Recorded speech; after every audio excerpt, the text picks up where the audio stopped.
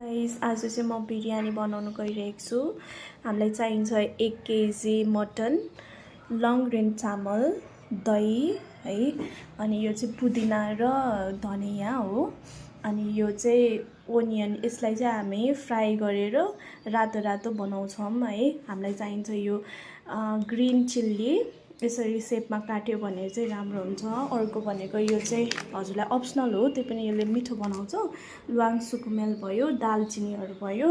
अनि अर्को भनेको हामीलाई चाहिने भनेको घिउ हो। अनि अर्को चाहिँ अब अरू प्रोसेसहरू चाहिँ म देखाउँदै जान्छु, हेरिदिनुहोस् होला। काटेको ओनियनलाई चाहिँ हल्का अब रेड बनाउनु पर्छ है। धेरै पनि डढ्यो भने चाहिँ मिठो हुँदैन, गनाउँछ। त्यसैले हल्का रेडिस बनाउनु पर्छ। अब हामी यहाँ दही हाल्छौँ।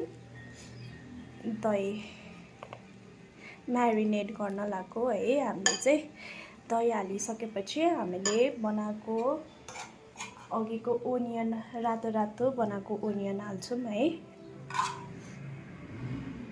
ओनियन यति भए पुग्छ अहिलेलाई। अनि त्यसपछि यो धनिया अलिकति हाल्छौँ। अनि पुदिना पनि अलिकति टेस्ट दिनलाई। अनि त्यो हालिसकेपछि यो ग्रीन चिल्ली हाल्छौँ अलि। अनि यसमा चाहिँ अब हामीले तेजपत्ताहरू अघि मैले तपाईँलाई देखाउन बिर्सेछु है, योहरू पनि हाल्नुपर्छ। यो हेर्नुहोस् त। अनि यो चाहिँ अब जिरा हाल्नुभयो भने चाहिँ तपाईँले टेस्ट एकदम मजाले आउँछ बिरयानीमा। यो हालिसकेपछि चाहिँ ल्वाङ सुकुमेलहरू हल्का यहाँ, किनभने अहिले हामी फ्राई गर्दाखेरि पनि हाल्छौँ नि त।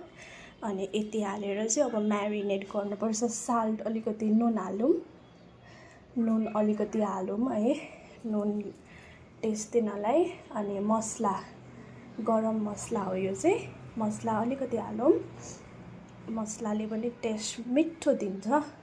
अनि हाम्रो लसुन पेस्ट पनि हाल्नुपर्छ है। लसुन पेस्ट पनि अघि हजुरलाई देखाउन बिर्सेछु, यस्ता छ।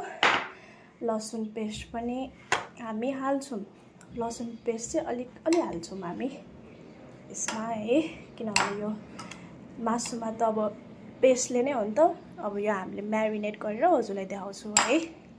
हेर्नुहोस् त, मैले चाहिँ आफ्नो हातले नै म्यारिनेट गरेँ, जुनमा चाहिँ हजुरको मसला चाहिँ एकदम मजाले बस्छ नि त भित्रसम्म। त्यसैले मैले हातले म्यारिनेट गरेँ।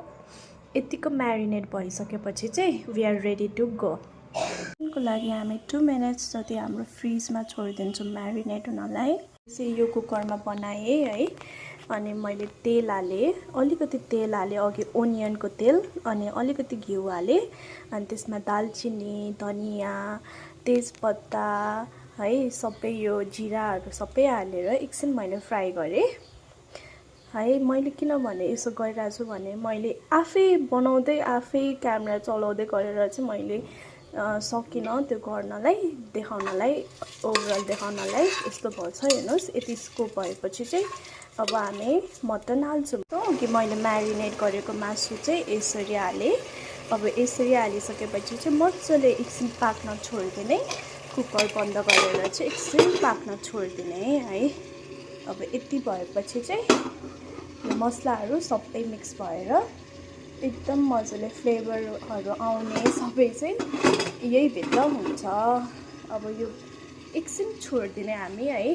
बिचमा हामी हेर्दै पनि गर्छौँ, कतिको डर्नु भएन, बिचमा हेर्दै गर्छौँ, एकछिन छोडिदिने। अब यसलाई मजाले मिक्स हुन दिने।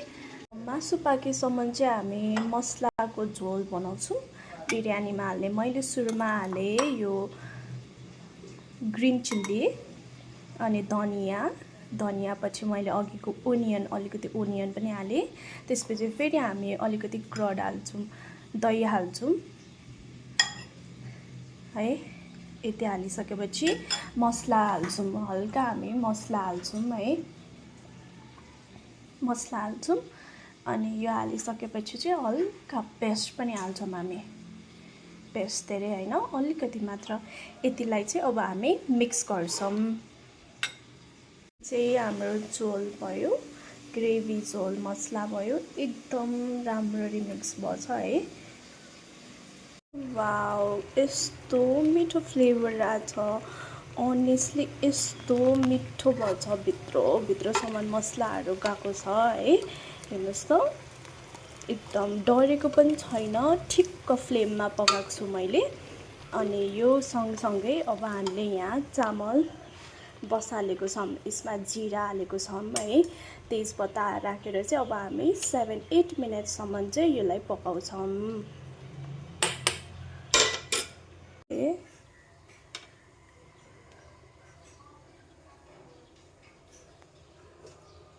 हाल्दै फेरि अलिकति अझै बढी हाल्नुपर्छ है ओनियन ल हेर्नुहोस् त वाउ